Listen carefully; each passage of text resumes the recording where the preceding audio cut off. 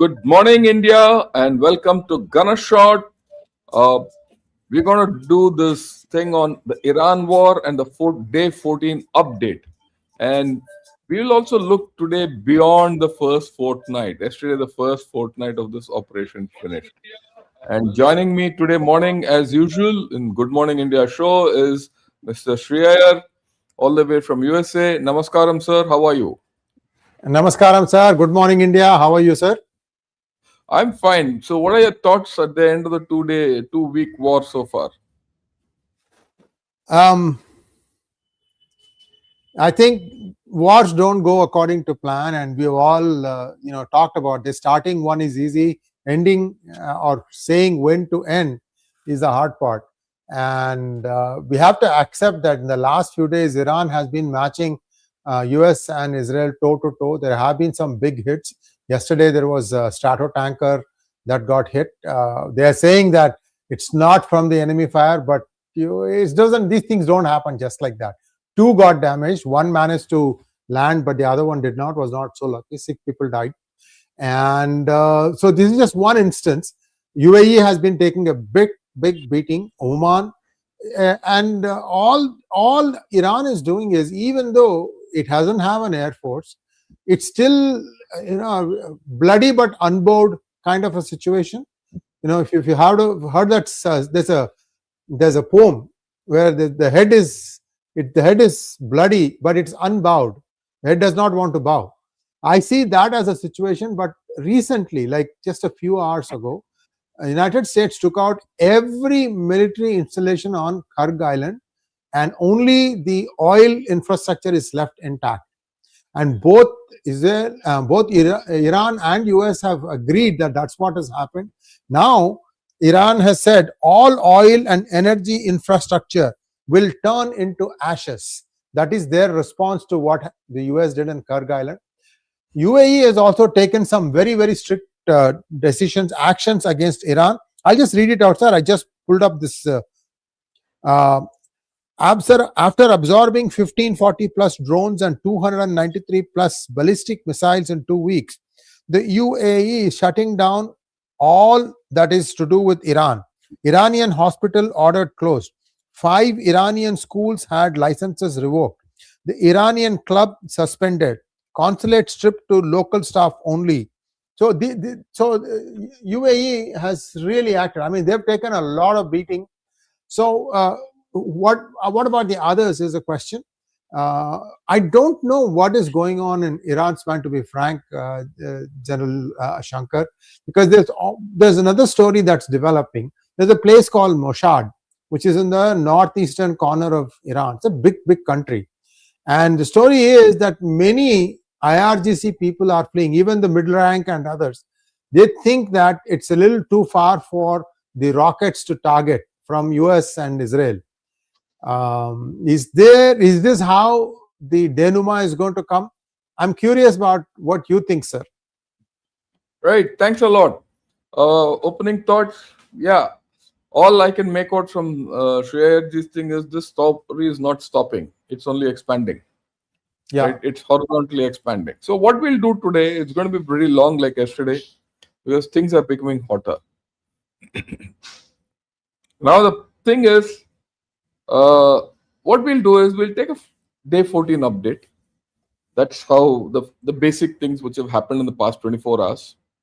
Then we'll go and see what is the effect on the neighboring countries. And then the third part of my presentation will be, what next? What after this 14-day thing? Where is this going ahead?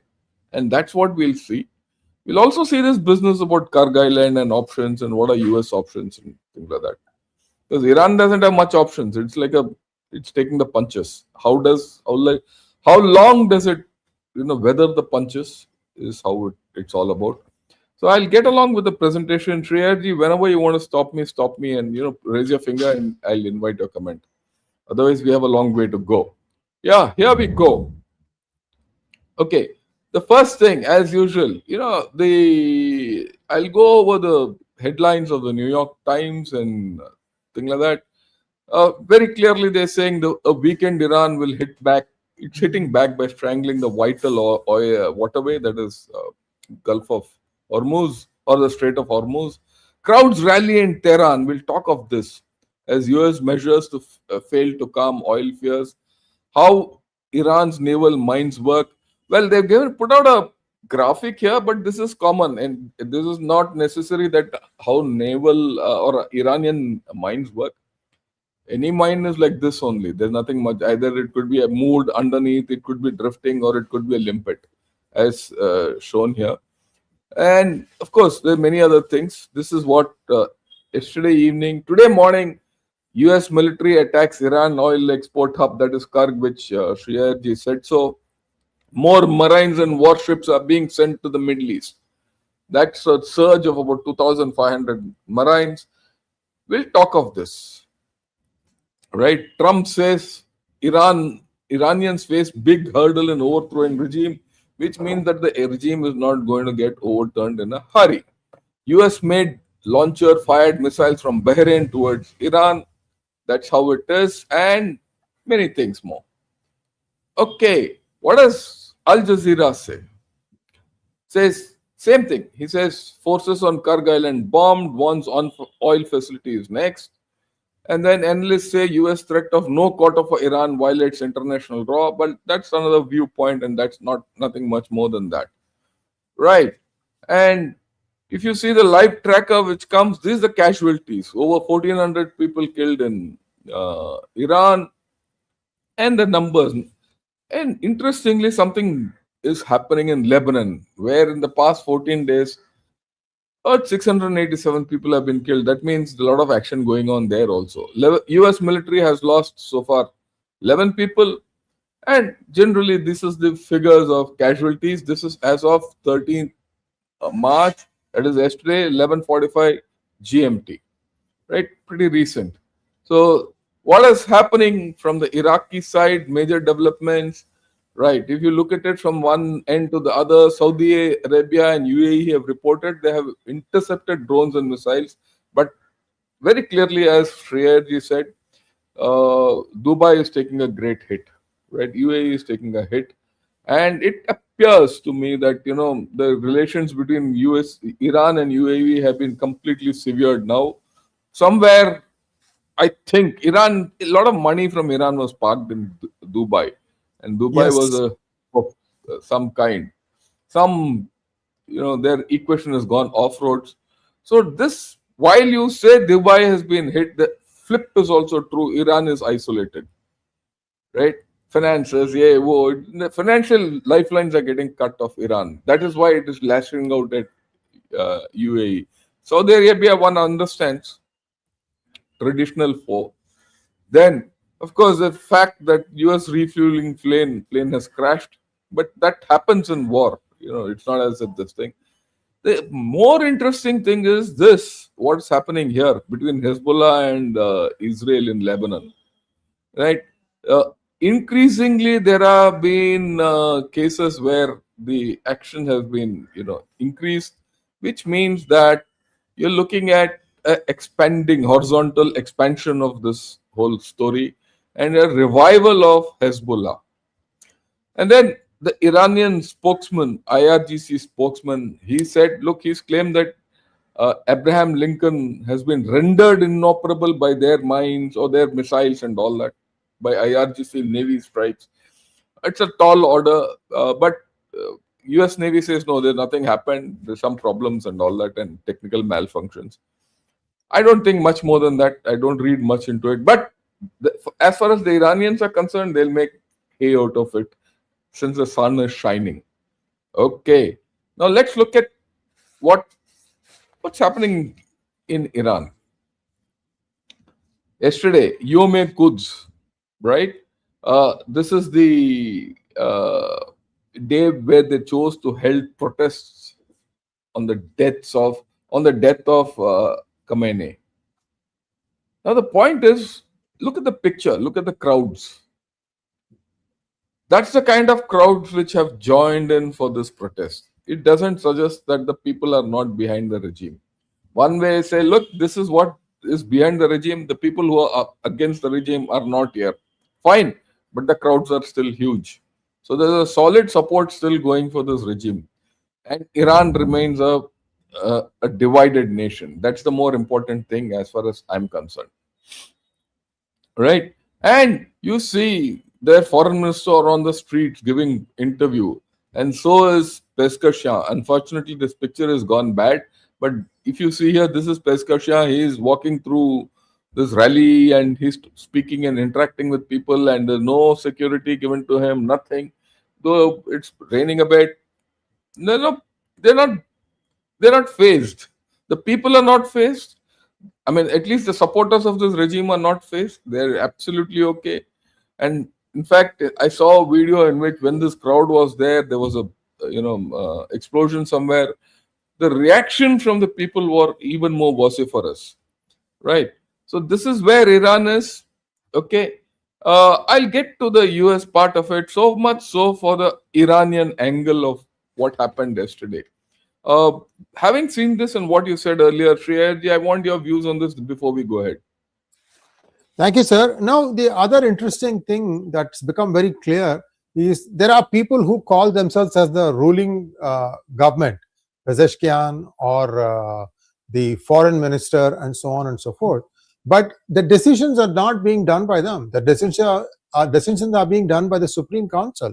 And now TV stations are beginning to show the picture of Mujtaba Khomeini, and he is in a coma. He's not responding. I mean, these videos are out there.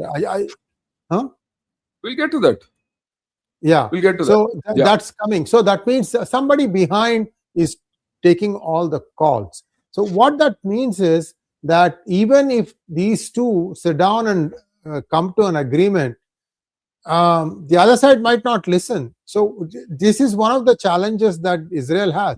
They thought that they can wipe out the top 3 ladders or something, but there are 20, 30 ladders below, looks like. I don't. Yeah. Before we demonize Iran or build it up to a thing where I don't think so. We must put across the right thing. They have a structure. There's no doubt about it. They've trained the structure to behave. They have a very clear succession plan, but I don't think it is infinite, right? No, so let's four, five, right? Yeah. Maybe 4-5 things. We'll see how it goes. So this is what it is. Yeah, what you're saying is right. That it's going to be it's not a pushover. Iran is not a pushover. They've lasted 14 days. At the end of 14 days, they're still up and running. That's the important thing. Let's get ahead. What has Trump said? Trump has, I'm getting it in the transactional way of looking at things. So, sorry, I have not put the thing up. Yeah. What has Trump said? Iran is the largest producer of oil. So, when prices go up, we make a lot of money, but I'm not interested in all this. But make no mistake, USA is laughing all its way to the bank. Oil prices going up is good money for USA. That's a fact. Now, right, I leave that as it is. But more interesting, the interesting developments which are happening in the last 24 hours. Israeli Air Force has used local supporters in Iran because look, Israel has always infiltrated Iran. So what they're doing is they're targeting the Basij outposts within Iran. That's what Saul Sadka says. Predicted future came within 24 hours. This is Israeli Air Force footage of drones and jets blowing up Basij points all around Tehran based on tips called in by Iranian citizens. Right? A revolution with air support against a regime with no air defense. Well, I wouldn't say a revolution will happen or not, but look, there's a new story which is happening. And this is going on. Right? This is a clip which I'm not shown, but this is the major thing is there is action on ground from air with the help of local people. So you're looking at a hybrid form of warfare being used by by Israel and within Iran. And the effect of this could be one day felt and the whole thing might collapse. That's the important thing what one has to understand. Tipping point. Yeah, where's the tipping point? Okay. Then there's another important thing which, Dan Kane came out and said, I thought I'll put this. He says there no unmanned surface missiles activity has been observed from Iran. Since yesterday, the whole social media, everyone is abuzz with the fact, oh, they are attacking underground, they are attacking with mines, yeah, whoa, all that. Look, when the chief of joint staff of USA says there's no, unmanned vehicles, there's no underwater vehicles, there's no mines, yeah, whoa, nothing. He has clarified that Iranian attacks on ships in the region have been conducted with surface to surface missiles. So the threat, he's defined what the threat Iran is posing. Obviously, they don't have much of a marine force, but you don't discount it. And I'll come to that, this whole story, when we talk of those 2,500, marines in action and all that. Okay. And then there's another interesting clip which came out, and we'll dwell on it. This is the nuclear angle. After all, remember, when we started this whole story, uh, denuclearizing Iran was one of the terminal objectives. Okay. Listen to this. Let me know if you can't hear it. Let me know. Away what's left No, of it's their fine. uranium into what's It's known fine. as Peaks Mountain, a nearly impenetrable bunker buried deep in granite, where evil scientists have been working around the clock, cobbling back together a program that was obliterated during Operation Midnight Hammer. The bunker busters might not be able to do the trick. Reports say special forces might have to be inserted to physically shut it down on the ground. So you're looking at, Fox coming out saying special forces might have to be inserted to shut this place out. And now it's social media is obsessed with the thing. Oh, is there those 460 kgs of uranium there? Right? They've identified where it is. This is the Natanz uranium facility, which today would be dead and gone. There's this place called Pickaxe Mountain. They said there's an entrance to this, you'll have to go, and this. These are all stories not confirmed. We don't know what it is, but something been put out. Some analyst has been put out. So this might be something. And Iran might be having their nuclear uranium, enriched uranium fuel there. But if it is so advertised, it would have moved somewhere else. That's my view. Or it might be there.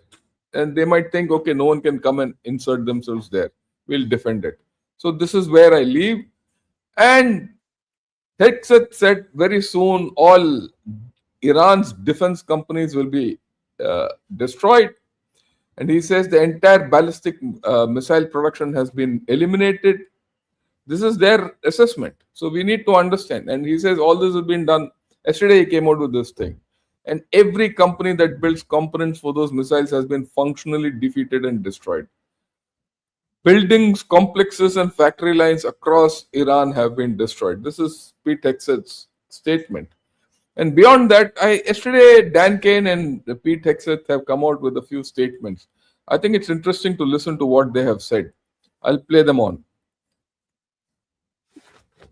I'll start, as we often do here at the Department of War, with the bottom line up front. For the world to hear and the press to actually admit that the United States is decimating the radical Iranian regime's military in a way the world has never seen before. Never before has a modern, capable military, which Iran used to have, been so quickly destroyed and made combat ineffective, devastated. We said it would not be a fair fight, and it has not been. As I stated during our first press conference on day 2, that was 10 short days ago, the combination of the world's 2 most powerful air forces is unprecedented and unbeatable.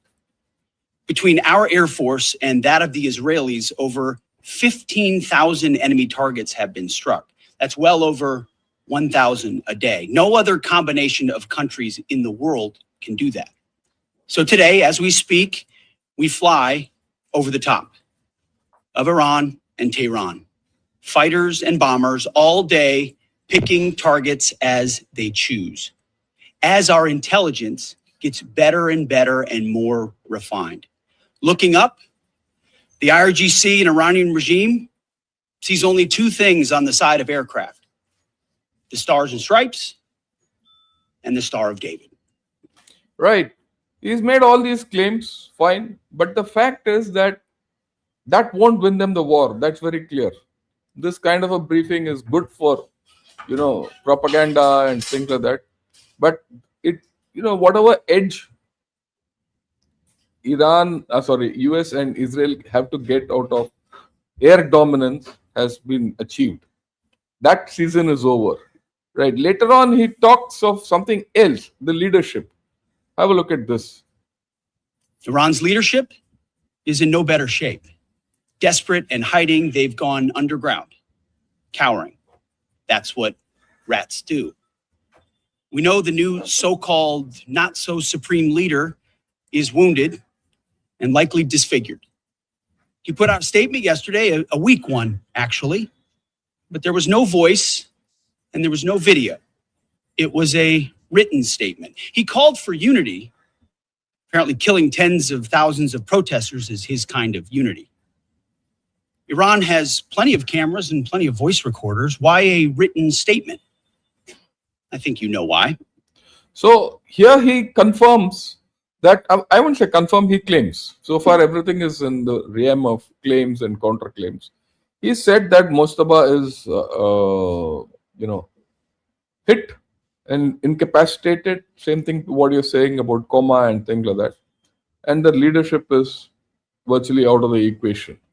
Right. But then again, the counter is like what you said earlier, Shreyaji.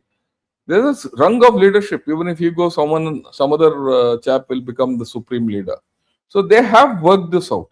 Right. But this is what Americans say. So your views on this, let me go and then I'll take it to the next thing.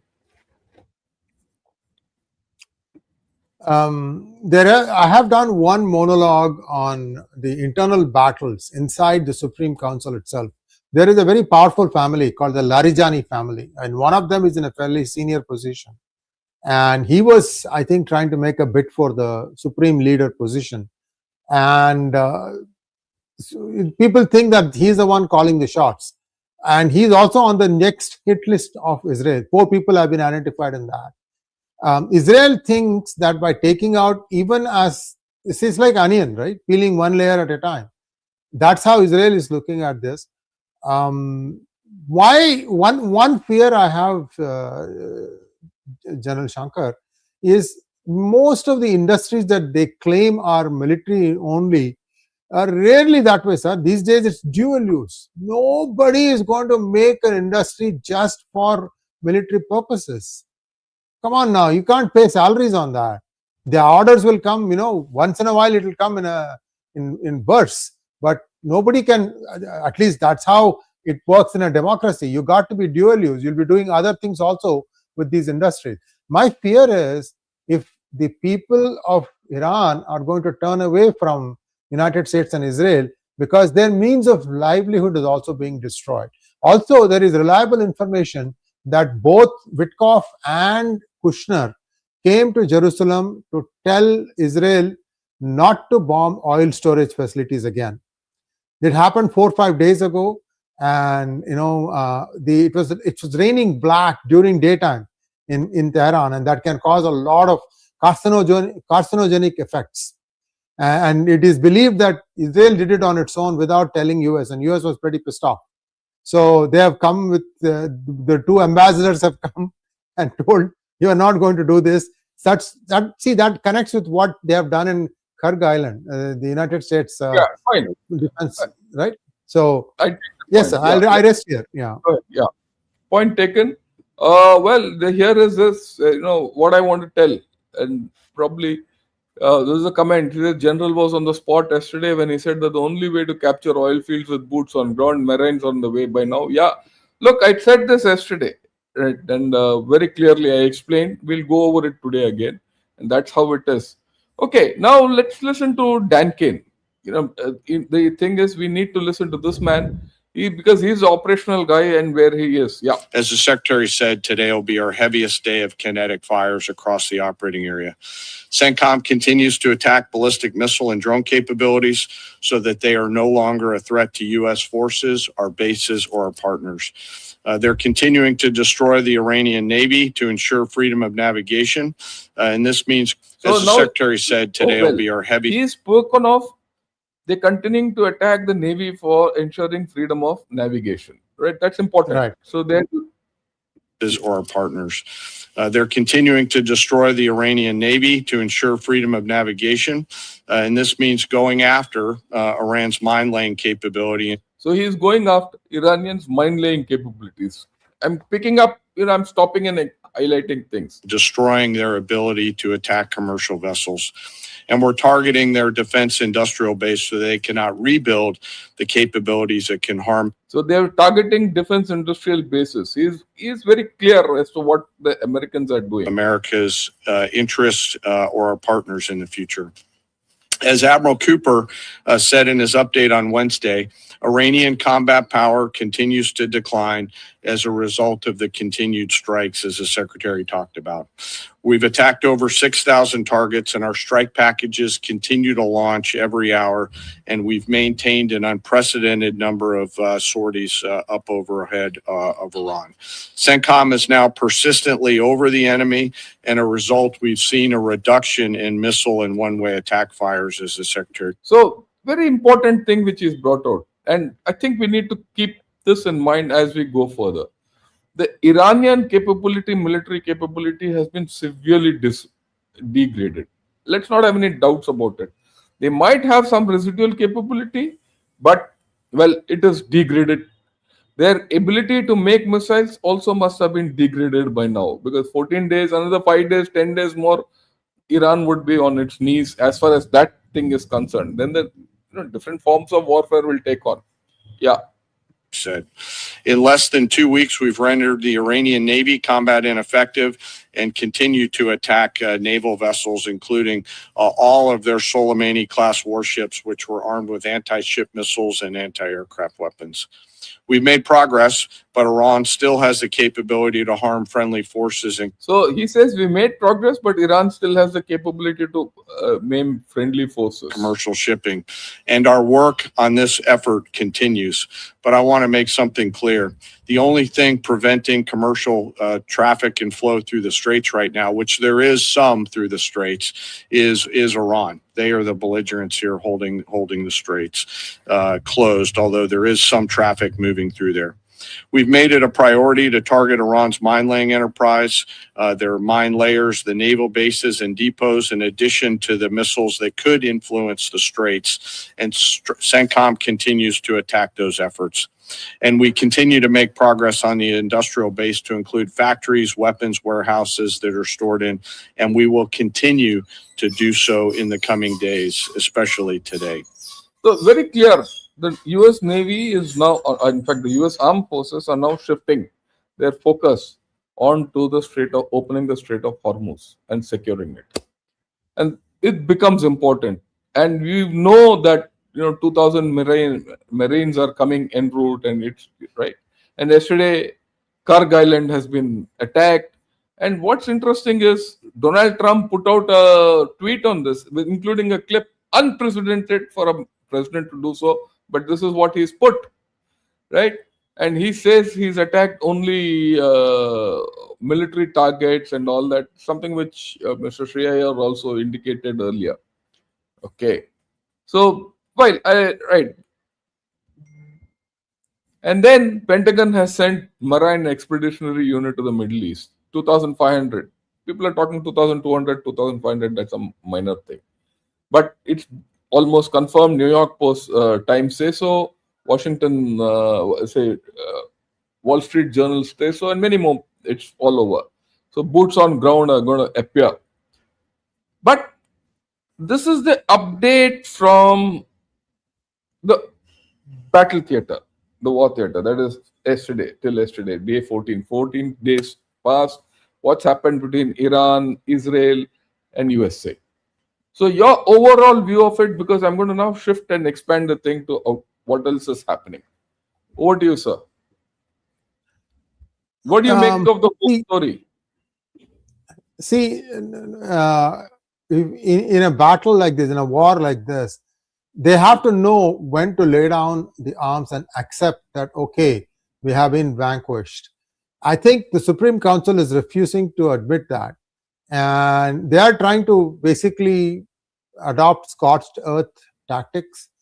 And because of that, Bahrain is getting hit. Many Middle Eastern countries are getting hit, and I think it's going to make it that much harder for the next administration that comes into Iran. It's not if this regime is going to go. That's how I feel it, sir. Because I'll tell you what's going to happen.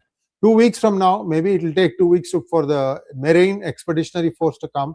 They don't have to go anywhere. They'll just go and occupy Kharg Islands and stop the output. That means that their economy, 90% of the oil output comes from Kharg Island. If United States starts controlling that, then Iran is in a much bigger problem, as I see it, sir. And this is an island. That means they don't have navy. Yeah. Okay. You've given your point of view, which is valid. Yeah. But we'll build on this. Okay. Let's go ahead. Let's continue with this whole story. Right. As I'm not shifting out of Iran, because unless you understand what is the larger picture, the global picture, we also will not get the right view of what's happening and how this whole story will go. Yesterday, something very, very significant happened.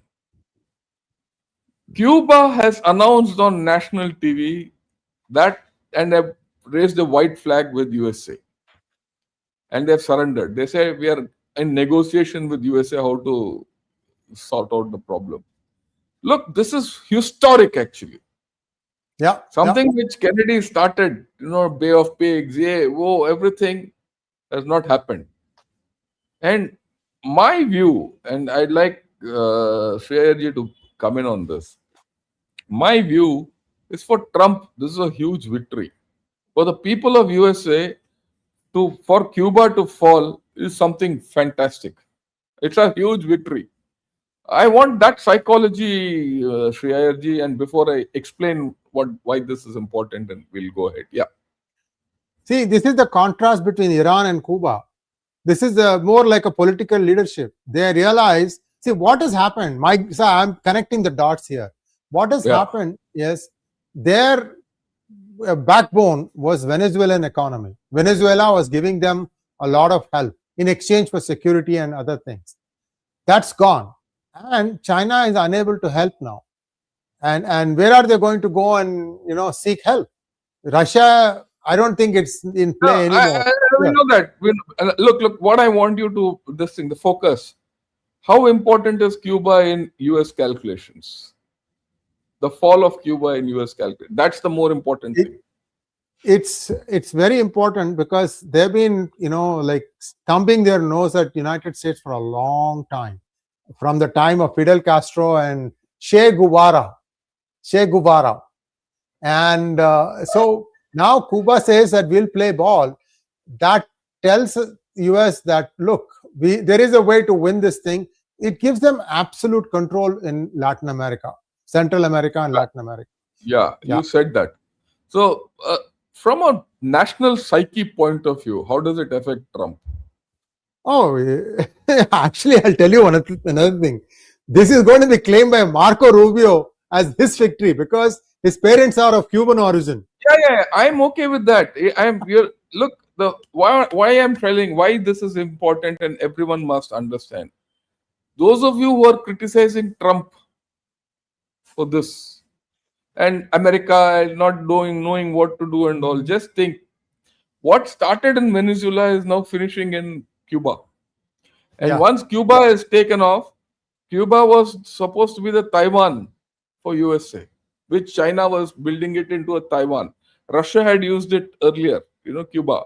Correct. If Cuba collapses, it's all the public opinion in USA will start swinging towards Trump. That's my opinion. That's my personal opinion. Your view? Very true, sir. There are 3 or 4 more bombshells that are going to land on the doorstep of the Democrats. And this has been predicted. It's been happening fairly sequentially. We'll wait for that. But what you said about, settling Cuba without firing a shot is significant. Let's move on to the next one. Yeah. And this is, John Spencer comes out and says, I agree. I mean, that analysis of US military supremacy shines as China fails big in Iran and Venezuela. See, the combination of which I've said last year itself, the combination of Iran, Venezuela, what's happening in Greenland, all these are now coming into place, and they're all directed at China. So we need to understand this whole story. This entire Iran war is playing out in 3 or 4 layers. One layer is China, one layer is the Latin America and Cuba, and this is a third layer. Remember, Trump has checked boxes in 2 layers, and this is going to have a great effect on the American psyche and assistance for war. Okay, and then the Chinese ships are not able to get out of Strait of Hormuz. Right? This is despite assurance from Iranian authorities that Chinese ship will not be targeted. They're not able to get out.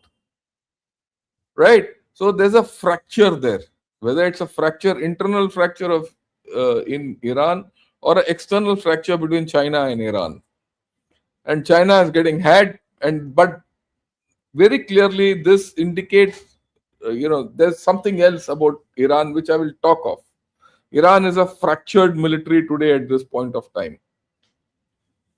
People are now coming out with stories about, there's a mosaic thing going on. There's some joker who said he has designed a system where Iran will continue fighting and autonomously and all that. All that is nonsense. They had planned to be broken up. They had planned to act autonomously. They are acting autonomously, and therein lies the danger. The danger is the military, the IRGC and Iranian polity are now disconnected, and they are working at cross purposes to each other. At one place, Iranian authorities says we'll give you a safe passage. On ground, the guy who's shooting that missile has got no connect with the top, no communication.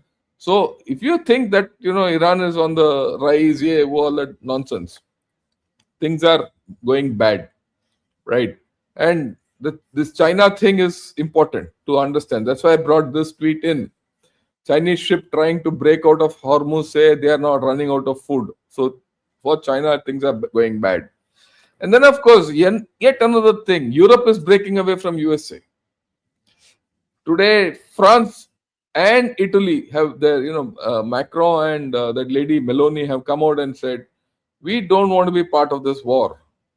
And whatever is happening here, you see, we have to understand, shackles on Russia and sanctions on Russian oil have been taken off. Otherwise, this whole story doesn't get stabilized. Yeah? Sir, I was about to touch about Russia and you touched it, so I thought I need to weigh in here. Yeah, please. See, Russia has been running a shadow fleet. And even as sanctions were put on their biggest companies, Rosneft and Lukoil, if I remember correctly, what have been happening is the increase in this shadow fleet, which goes around with the transponder set off. So basically, they are saying, we don't care about the insurance. We know how to navigate the seas and we'll take it to wherever we want. The interesting thing is, this has been ramping up over a period of time. You want to guess from when it started, sir? Look, let me. I don't want to go into the shadow fleet because, yeah. Look, why? Okay. Why? It's look for give me the date and we'll go ahead. Let me finish that. Yeah, it started after a week after the Alaska meet between Putin and Trump. Possible, highly possible, highly possible. Right? Look, that Alaska meet put a lot of things into place. Actually, you're right, 100%. The fact is, today Russia is off the sanctions. And that affects the Ukraine battlefield. And that is why Europe is breaking away from USA. So, globally, are you going to see a new alignment? Where Russia, and if Russia is off the boil, off the net, or off the hook of sanctions, it will not respond to China. Please remember, already Russia has told India that the discounts are off, we're going to give you a premium. We don't bind because we are refining, we are stabilizing the global oil. That's a different story. At the petrol pump in India, the costs remain the same. Okay. Whereas for China, China, look at China. China doesn't get Iranian oil, no discount there. Russian discount's gone. Venezuelan discount's gone. The hit on China is huge, right? But it alters the dynamics of the Ukraine war. That's the point I want to make. This whole story, like what Shreya ji has said, could have been manufactured in Alaska. Full marks to bring that point in. Yeah. Anything else you want to say? I'll move ahead. No, sir. It all comes up when you make a point. Then it triggers my memory, and then this happened, this happened. So we both are having this huge memory base with a lot of events spark here, there, everywhere, indexed and sorted out. I understand that. Okay. So, folks, please understand this. What analysis you're getting here, you'll not get anywhere else. Whether you go to any other channel. So you have to come to P Gurus or Gunnershot for this kind of analysis. And let us say with a lot of pride, whatever we have predicted has happened. It was yesterday I said the US can't go without troops. They have put troops in. And whatever I have said about how things are going to happen have happened. So this every day in the morning I'm going to analyze it. Please do join in. And join in, get your friends. If you want to cut through the clutter. Okay. Then the next point, you see, the interesting thing is Macron and Meloni say we are off, we're not part of this whole story, and they start dealing with Iran. Okay? They started opening talks with Iran. So does this complicate the pitch? And how far will this go? There's a new angle, there's a new googly thrown in. We'll see where we'll wait and watch. I'm not going to say more than that. And let's turn to India. Already, it's very clear that the Iranian foreign ministry has said there's a fourth call between India and Iranian foreign ministers. And if we talk of BRICS and all, that's not important to me. The fact is that India and Iran have an open line of communication, right? And it's not only there. Mr. Modi has already spoken twice to Pezeshkian. Okay. And this is what our foreign ministry spokesperson had to say. Listen to it, because at the end of the day, the Indian interest is first, India. What happens to the LPG available on your doorstep? What happens to the gas price? Everything like that. So let's listen to what the Indian viewpoint and what the concerns are here. We have continued our engagement and conversations with countries in West Asia. जैसा कि आप जानते हैं, कल हमारे प्रधानमंत्री की Iran के राष्ट्रपति माननीय डॉक्टर मसूद पेजेश्कियान से बात हुई। प्रधानमंत्री ने अपनी बातचीत के दौरान हमारी जो प्राथमिकता है भारतीय नागरिकों को लेकर, उनकी सुरक्षा को लेकर, उनके हित को लेकर, इसके बारे में उजागर किया। साथ ही साथ उन्होंने जो महत्व है ऊर्जा और सामग्री के पारगमन का, इसके बारे में उन्होंने उल्लेख किया। प्रधानमंत्री ने गहरी चिंता जताई जो वहां पर उस क्षेत्र में जो सुरक्षा की स्थिति बनी हुई है उस पर, और साथ ही साथ जो हम लोग की पोजीशन, जो हमारा पक्ष है भारत का, कि डायलॉग और डिप्लोमेसी यानी कि संवाद और राजनीति का रास्ता लेकर लोग आगे बढ़े, ताकि इस मसले को, जो मसला है वहां पर जो कॉन्फ्लिक्ट है, उसको खत्म किया जाए जल्द से जल्द। So what are your views on this development as it is happening? India is the only one which today has probably any line of mode of communication with Iran, and Iran seems to be trusting India. I'd like your view on that. Shreyarji. Janashankar, India can play the role of a mediator. However, all along I've been saying this, and you and I agree on this. The Supreme Council, if it continues to adopt a scorched earth policy, it's like that hum to dubenge sanam, that kind of a policy. What's going to be left after that is going to be a lot of rubble. And I feel for the Iranian citizens. They're very smart people, sir. After all, we're all at one point of time Sanatanis ourselves. And there is a connect. Outside of West Germany and India, the only Sanskrit academy that I know of was in Iran, University of Tehran. Of course, now Harvard has started it, but this is more out of politics than anything else, the way I see it. But the Iran's thing has been there for many years now, and they publish books in Sanskrit. That's the civilizational connect. But my fear, General Shankar, is with so much decentralization that's apparent, the way it is running itself, Iran, I don't know. I think India might be wise to just say, wait, let's wait and see how things fall. Chips may fall. Unless they ask us for help, we are not going to offer it. That's how I feel they'll do. Over to you, sir. Yeah, I go with you. The only thing, the point I want to make and people need to understand is that, look, India is the only country with which Iran is speaking. That's the thing. What happens between India and Iran is different. Look at it a little thing. Whether you trust them, whether the internal things is shattered, no, yes, no. There is a significant set of politicians in Iran who and their establishment feel India is their only trustworthy partner, and that's important. And it has no one else is speaking to them. Even their Gulf neighbors are not speaking to them. The Muslims are not speaking to them.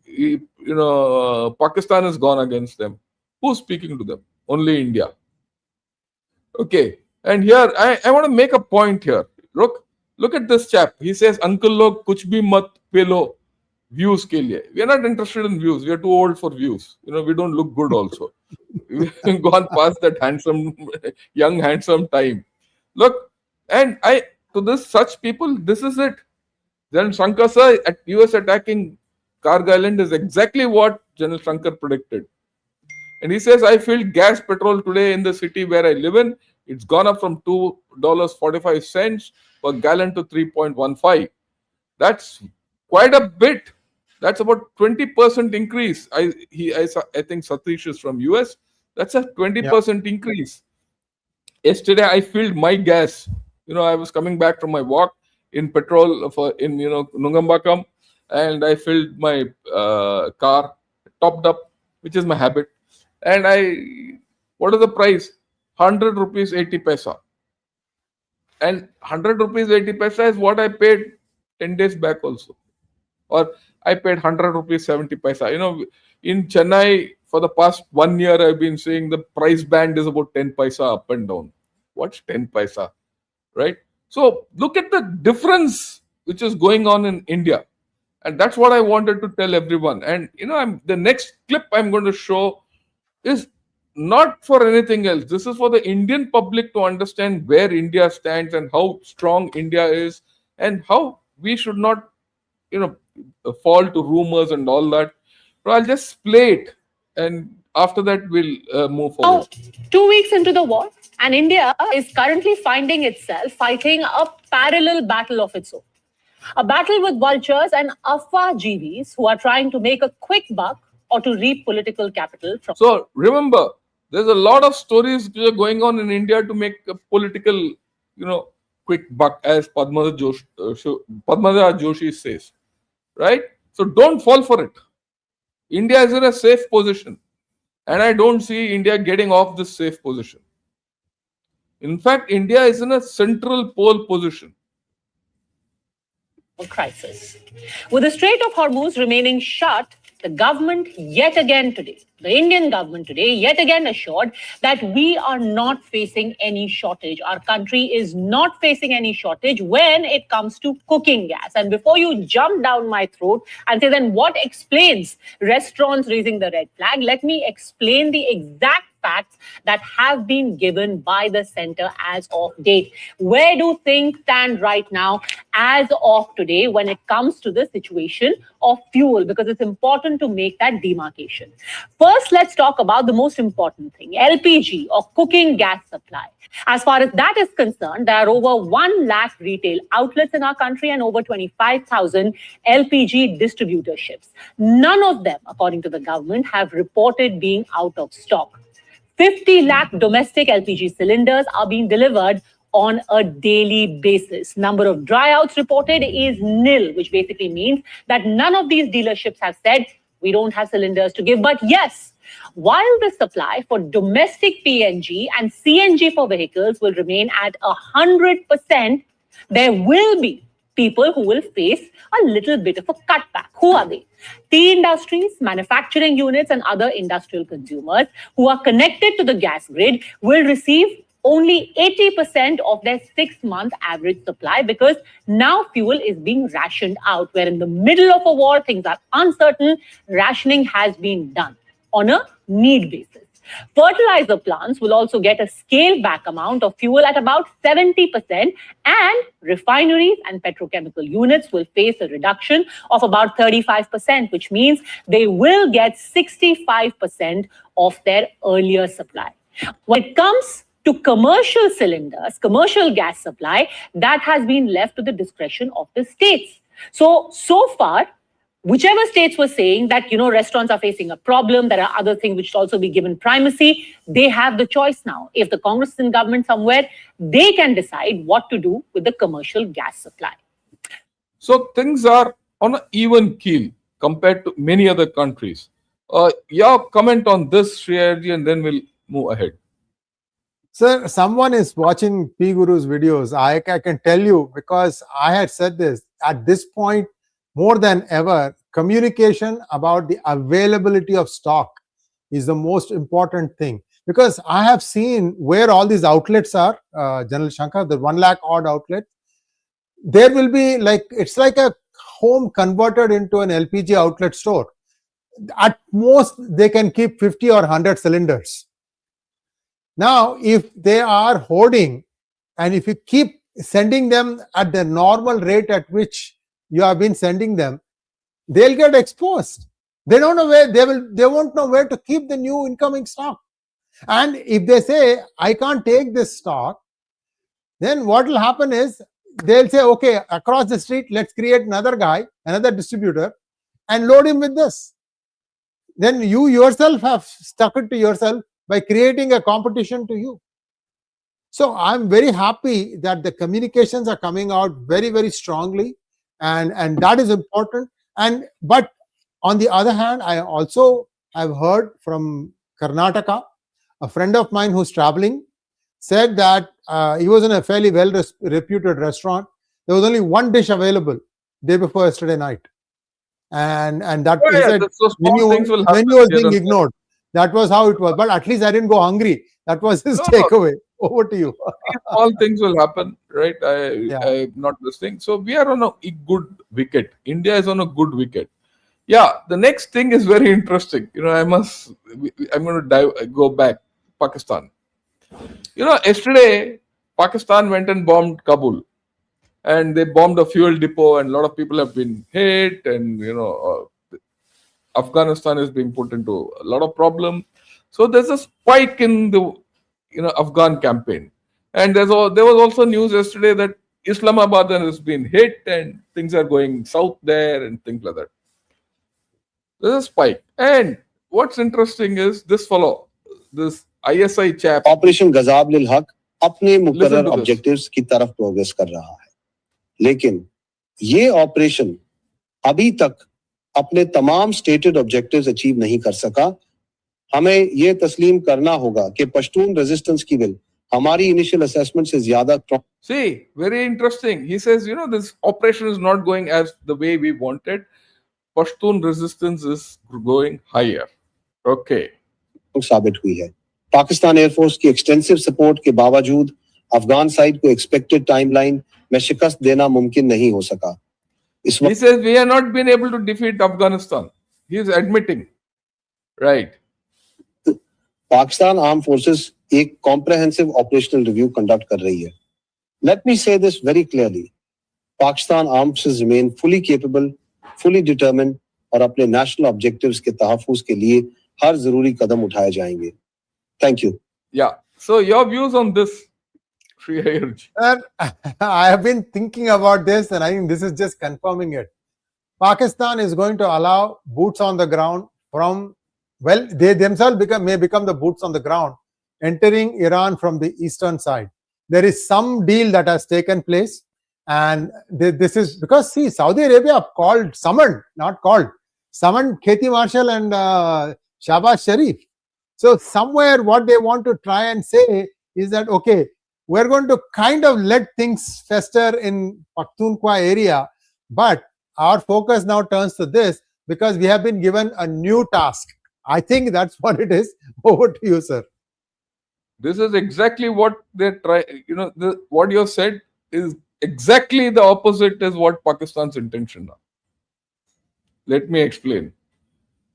Okay, today the pressure is on Pakistan to put boots on ground and open a new front against Iran. Pakistan does not want to do that. If it goes into Iran and think it's gone, and offensive through Balochistan, no matter what, exposes Pakistan army completely from the front and rear. Neither will they'll have to fight an enemy in the front and they'll have to fight an enemy in the rear. Okay, Pakistan won't do that. Pakistan can't afford to do that. Similarly, Pakistan could not afford to put boots on ground in Gaza. So what has Pakistan done?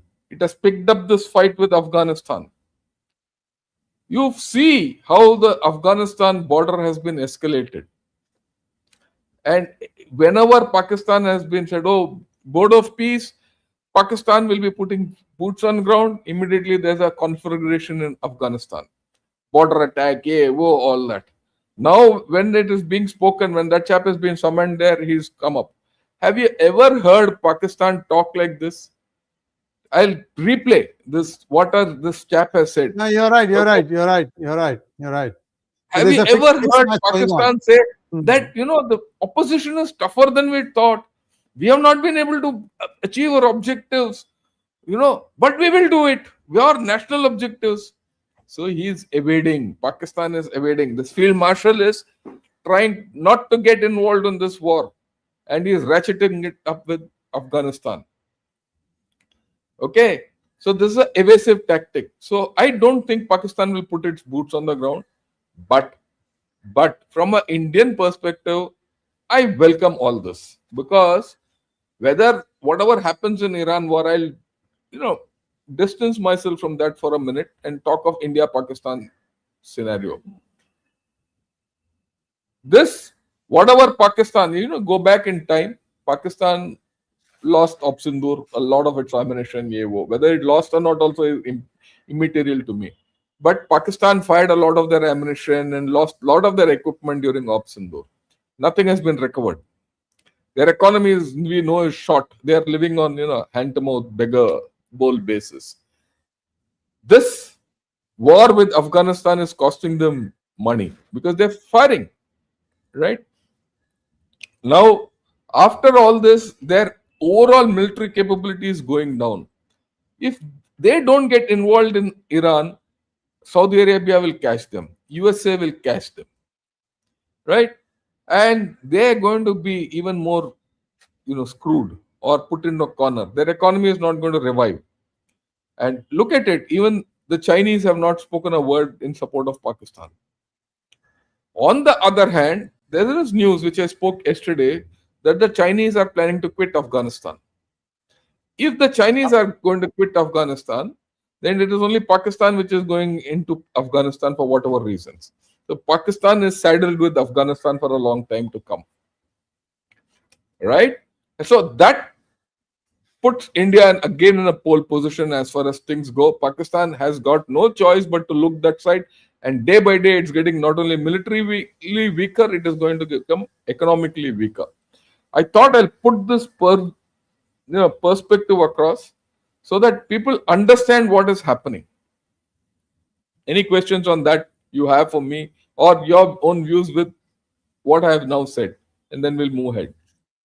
General Shankar, what you said makes a lot of sense, but I have to always let this thing hang a little bit. See, KSA has been paying Pakistan billions for a bomb that they have not even looked at probably. It is there. It's got your name on it. You just can't see it. So I think there will be some activity will be there, sir. I don't think they are going to say, look, I have my own troubles with Afghanistan. I can't spare any troops right now. I don't think that's going to be happening. Trump is not so easy to, what should I say no to. My 2 cents, sir. Yeah, that's fine. That's your view. But this is how, having dealt with Pakistan very closely throughout my life, I know how Pakistanis behave. It's like a street dog. You know where the street dog is going to lift its leg and let go. The moment which lamppost it'll put its leg up on. This is like that. You're watching Pakistan. Pakistan is very transparent for most of us. For many people, it might be opaque and dense and all. We are very clear. This street dog is going to Afghanistan only to lift its leg there, and that's it. But the danger is in future. That makes me happy. So we'll leave it at that. Okay. Yeah. So now we having seen what the yesterday's outcomes are, what the larger issues which are happening, which have a pertinence to the Iran USA war, we'll now take an assessment of beyond the first fortnight. Folks, I'm going to be a little long in this. We have shot over an hour, but I think this is going to be very important. So this is the third segment of our talk today, and let me go ahead. The first thing which I want to bring out is the oil prices. This is the oil prices over the past month or two. In fact, it's a 1 month oil price chart. See how they've shot up. It's gone up, it peaked up and it's gone down, but it's slowly edging up, hanging about $100. So you see from the baseline of about 70, it's now gone up by about $30. So that's about a 40% increase has already taken place. And if this continues, you know where it's going. Okay. This is the first thing one has to understand, that the oil prices are going to go up. And if the oil prices go up, they're going to be collateral effects in the global economy. And I'd request Shreyarji, you mentioned you please list out what do you think would be the collaterals of this price rise. General Shankar, I have done extensive research looking at the direct costs and indirect cost of rise in cost of petrol, diesel, kerosene, and so on and so forth. The proportionate impact is 4 times more in indirect cost as opposed to direct cost. What is direct cost? Direct cost is the cost you pay at the pump, is the cost you pay for an LPG cylinder, is the cost you pay for kerosene. Indirect cost is when commodities start rising because they say transportation costs have gone up. And you see, once you give room for people to start padding, everybody pads his own extra little bit more to make money. So indirect costs are very, very high, and it's very difficult to catch that and control that. Yeah. So yeah, please go ahead. Yeah. So then that's all I wanted to say. That this is today petrol has gone up. Tomorrow all the essential commodities will start going up. Over to you, sir. Yeah, food will go up, medicines will go up, and everything.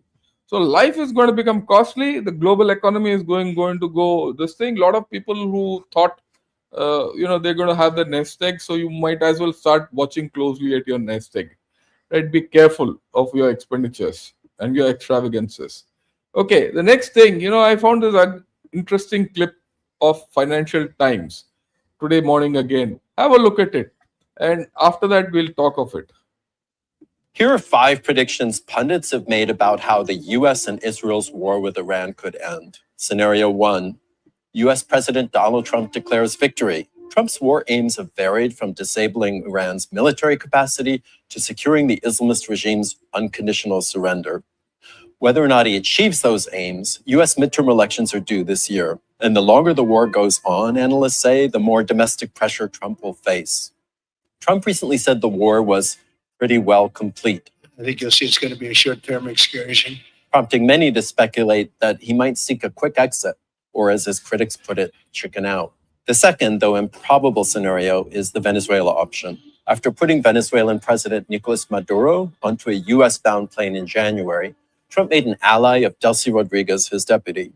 The Venezuelan regime stayed intact, but with a new woman in charge. But analysts say this war is nothing like the lightning US operation in Caracas. It's dragging on, and the Iranians are fighting back. The slain Ayatollah Khamenei's hardline son Moshtaba is now in charge, and there's no Iranian Delcy in sight. Scenario 3. Iran might, in theory, agree to a ceasefire with the US, but it's showing no signs of looking for one. Analysts say Trump's war demands cross multiple regime red lines, so the hardliners might want to hold out. Scenario 4. Iran's regime survives, weakened but claiming victory after fighting the world's most powerful military, but maybe with a less ideological bent than its predecessor. But there's something missing here, namely any sign of popular protests like Iran saw in January that might pressure the regime to change. Finally, scenario 5. A longer Middle East war, but not in Iran. This looks possible. Israeli officials say they may keep fighting the Lebanon-based pro-Iranian group Hezbollah, even if operations against Iran end. As for Trump's stated war aims, they're sweeping and they keep shifting, and Iran's leaders remain standing. So the endgame is a moving target. There are multiple ways out, but none of them looks especially easy.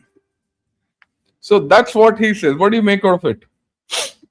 Your comments and short comments. General Shankar, these options are all explained, but I don't think Trump is looking for anything like this. Sure. What Trump wants is something that he can hang and say, I made this happen. Just like he said that I got India and Pakistan to stop fighting, and so many blah blah blah. And I think he has enough now to say that, okay, I've got all these things done. He's going to sign off. The way I am seeing it is he's going to take a step back and let Israel and let UAE, KSA, all these people have bought ammunition from the United States. And he's probably going to say, I'm going to go into support mode for you. If you want to sell oil, you will have to take care of it. I think that's what Trump is going to do. Trump is, sir, he'll tell a lot of things. He's a pretty shrewd cookie. That's all I'm saying. I'm not saying no to that, but well, we'll see how you're given a sixth scenario. Let's see how it goes. There's no, we are not talking. We are talking of scenarios. How things will go ahead. Yes. But the more interesting thing I want to get so that people understand what's happening today. We've said that Pentagon is sending these people, right? This 2000, this Marine Expeditionary Force. What is this Marine Expeditionary Force going to do? That's the more interesting thing.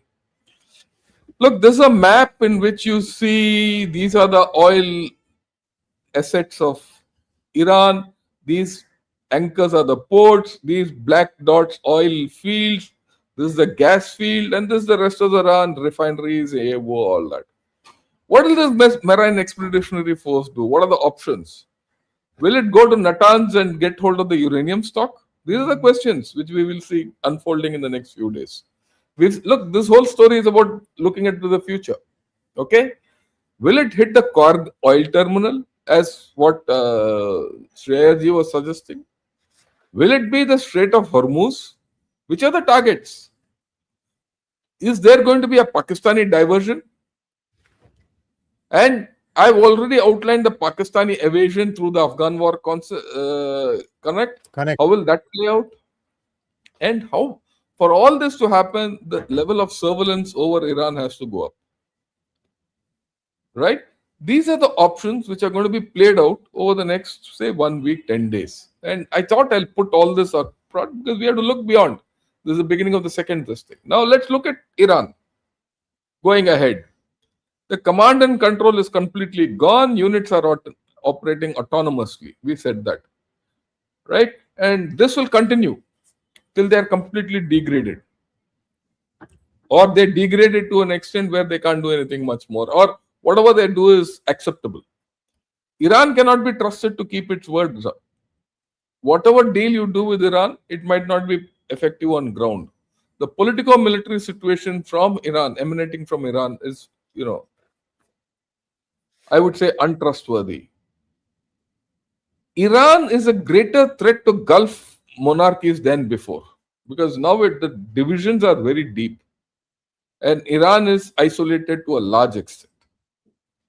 There is a revival at the end of 2 weeks of Hezbollah, Houthis and the Iraq militias. That's not good news for anyone.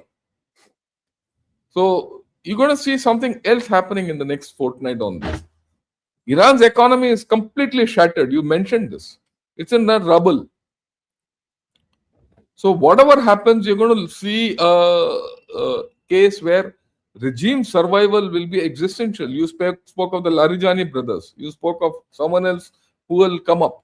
So the regime, whatever comes up, whether it's Mostabar, Larijani, Pezeshkian, whoever it is going to be difficult because there are no communications.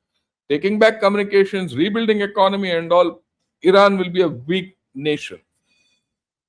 Now, the threat today from a degraded Iran has considerably reduced. What are the two things left?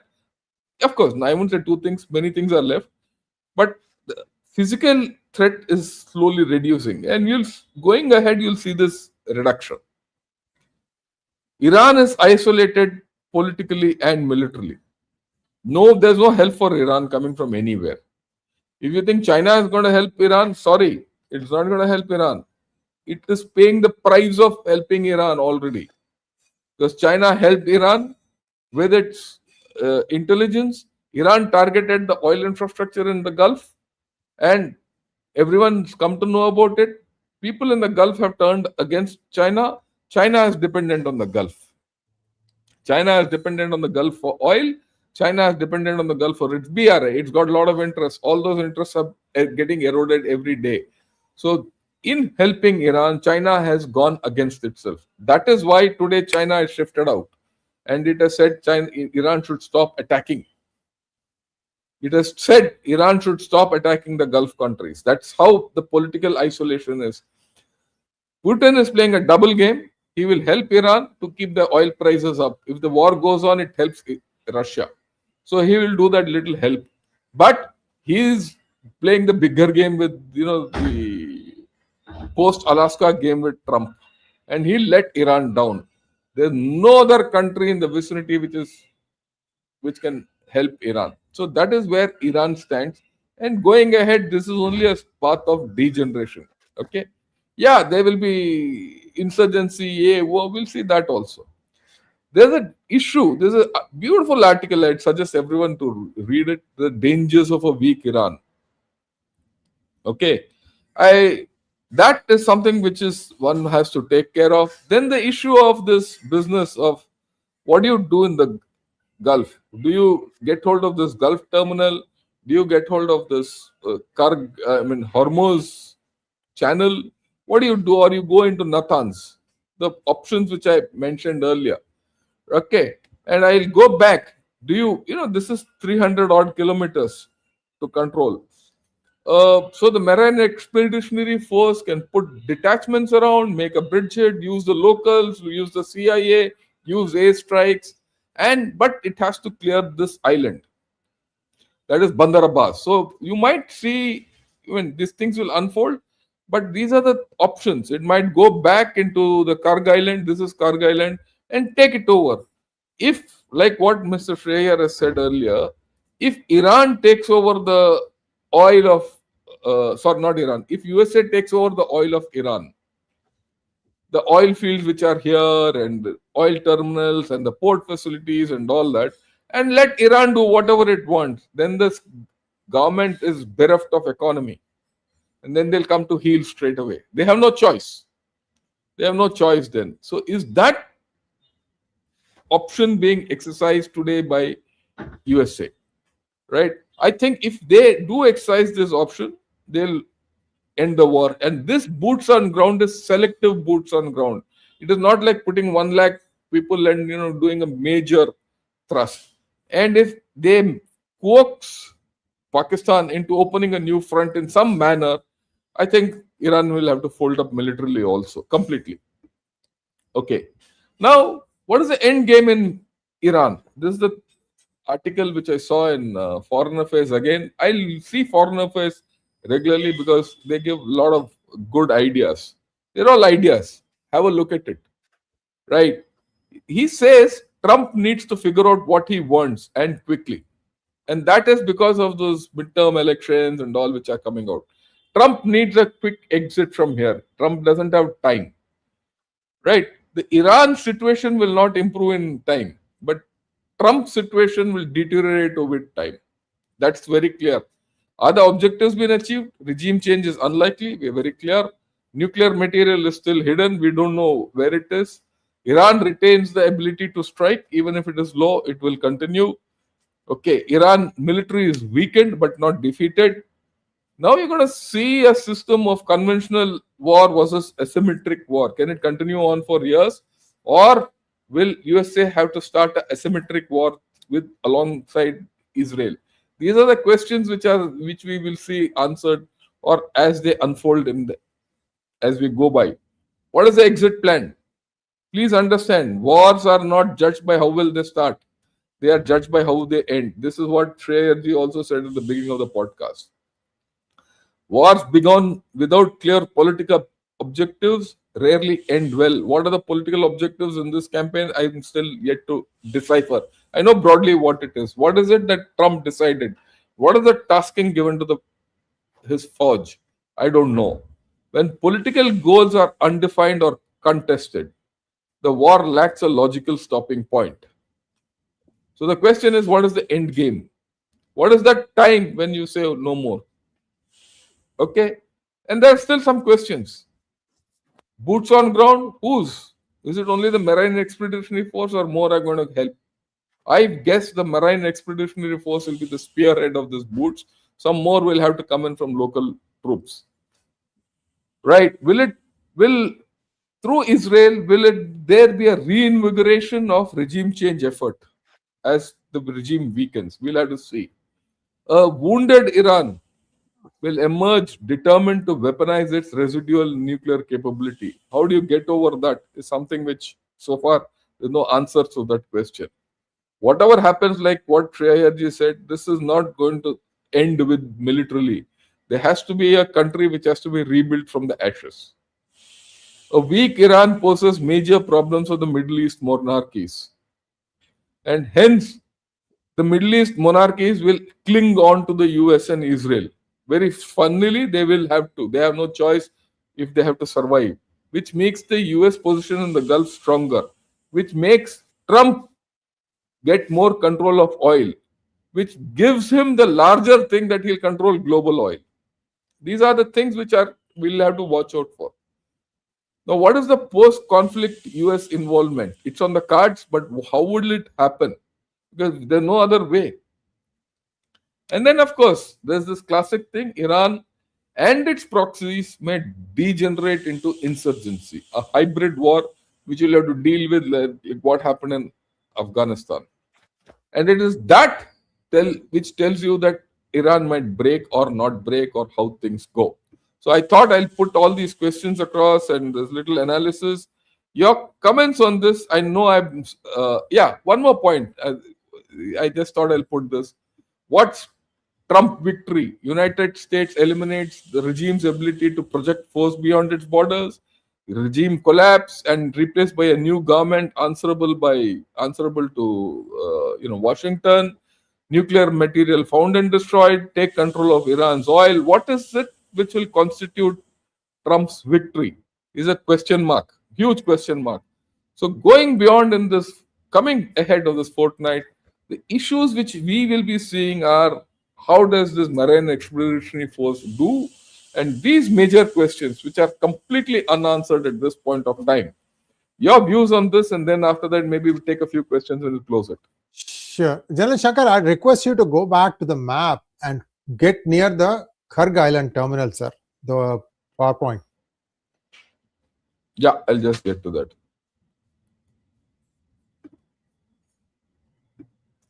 Yeah.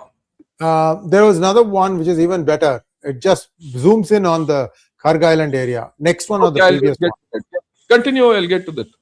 Yeah. So basically what I wanted to say was that, let's say, this is my surmise, okay? Sir, there is an area called Kubustan or Kumbustan. Kumbustan. Yeah. And Kumbustan is the area where much of the oil is inside Iran. Now, what these people have done is they have given a press release. We don't know if that reflects the entire population of Kubustan or not, but they have said that we are going to recognize the son of Shah, Reza Pahlavi. and they basically are the ones who probably will be able to help United States. See, it's not enough if they get Kharg Island. Kharg Island is the point from where the ships leave. But for the oil to continue to flow in, the oil well area has to be also controlled by United States. If not, it's just temporary stopping. That's it. So my guess is that once the Kharg Island is secure, they'll start moving into this Kumbustan area and try to. Let me explain. Let me explain. Yeah. You'll find it difficult. You see, this is what I was saying yesterday also. You look at this map closely. These are the three major oil fields, Abadan and Yeah. These, where the anchors are the places, their naval facilities and export oil terminals. And of course, cargo oil is there, and the Strait of Hormuz. Now, with about 2,500 marines, now let me go military. With about 2,500 marines, plus some more local troops and, and CIA and Israel. Remember, Israel is not out of the game. The Israeli people and all that. All they have to do is capture this belt. Yeah. Let the rest of the Iran do what it wants. Correct. Right? Which means that Trump has the complete oil assets of Iran with him. Okay? And he'll laugh all the way to the bank and he'll let the regime do what it wants. Correct. Okay? Ignore it. If this is done and then the Gulf of Hormuz opens, and in time, this is replaced by another set of people, who are this thing, and US military presence strengthens that occupation, right? He's home and free. In the process, this is the area of where the Kurds are, and you link up this side, and if there's pressure from Pakistan and Balochistan, you will see Iran in turmoil. Whether it will break up or not, we'll see.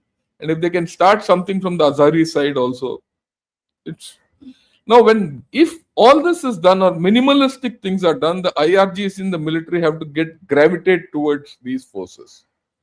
If the moment they have to gravitate towards these forces, Iran then can't start firing missiles all over.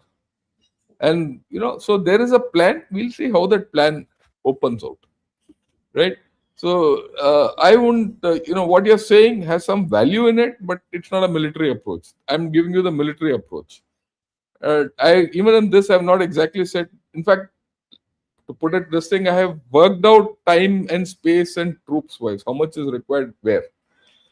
And with 2,500 men of the expeditionary force, even that will be shot. This might be the initial spearhead. They'll have to put another 4,000 to 5,000 people, and only then this entire area will come under their control. And that's minimal boots on ground. That will give them the control of the coast. If the coast of Iran is controlled, and in doing so, they'll destroy all the capability of Iran to use naval vessel, mine, shines, and all that, the Gulf of Hormuz is open. If I were in the US, I'll take over Kharg Island because there's hardly any military. To hold that is just about 300-400 people. Send one expeditionary force up Abadan and send one expeditionary force across the north bank of Iran, and I'm home and free after that. But then we'll see how it plays out. Your final words, and we'll take some questions. So thank you, sir. I mean, you kind of put it out in better language than I was trying to. I was, trying to enunciate. So, viewers, this appears to be the plan. It makes sense. And if you're taking, see, it's Pareto principle. If you think about, marketing or industry, right? 80-20 rule, meaning 20% of the land gives you 80% of its economy, and just focus on the 20% of the land. That's what, both of us are suggesting is going to happen. Thank you so much, sir. We've covered a lot of ground today in a surprisingly short amount of time. And I think the crowd has been riveted. Thank you so much, sir. Wealth of knowledge here. Let's take some questions now. Yeah, we'll go over only the start questions. We don't have time otherwise more. Right. Thanks a lot. Krish. Thanks a lot, Krish, for being a member for Kafir Krish. for becoming a member for 30 months. Honored. Also, Parth, thanks a lot.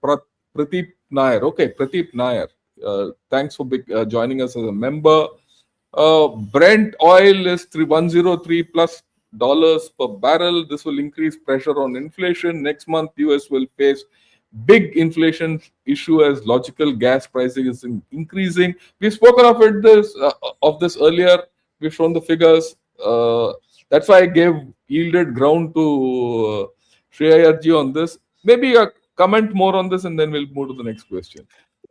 The Gulf oil coming into United States is 10 to 13%, 10 to 13%. It's not going to really move the needle. Nowadays, the price you say, Brent price of this is that's all futures price, and people have their own deals going here, there, everywhere. So I don't think it's going to be that bad. My 2 cents, sir. Okay, right. Then of course Chandrasekhara, who is from Patna.